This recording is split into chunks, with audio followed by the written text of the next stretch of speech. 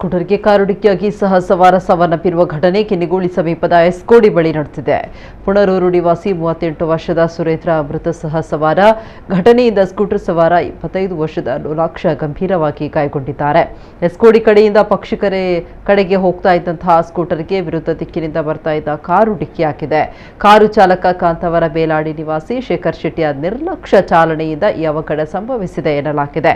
Car ಬಲಬದಿಗೆ ಚಲಿಸಿ ಸ್ಕೂಟರ್ಗೆ ಡಿಕ್ಕಿಯಾಗಿ ಬಳಿಕ ಸ್ಥಳೀಯ ವ್ಯಕ್ತಿಯೋರ್ವರ ಆವರಣ ಗೋಡೆಗೆ ಡಿಕ್ಕಿ ಹೊಡೆದಿದೆ. ಕಾರು ಡಿಕ್ಕಿಯಾದ ರಭಸಕ್ಕೆ ಸ್ಕೂಟರ್ ಸವಾರ ಹಾಗೂ ಸಹ ಸವಾರ ಸ್ಕೂಟರ್ ಸಮೇತ ರಸ್ತೆಗೆ ಬಿದ್ದು ಗಂಭೀರ ಗಾಯಗೊಂಡು ಆಸ್ಪತ್ರೆಗೆ ದಾಖಲಾಗಿದ್ರು. ಆದರೆ ಸಹ ಸವಾರ ಸುರೇಂದ್ರ ಚಿಕಿತ್ಸೆ ಫಲಕಾರಿಯಾಗದೆ ರಾತ್ರಿ ಆಸ್ಪತ್ರೆಯಲ್ಲಿ ಮೃತಪಟ್ಟಿದ್ದಾರೆ ಅಂತ ತಿಳಿದು ಬಂದಿದೆ.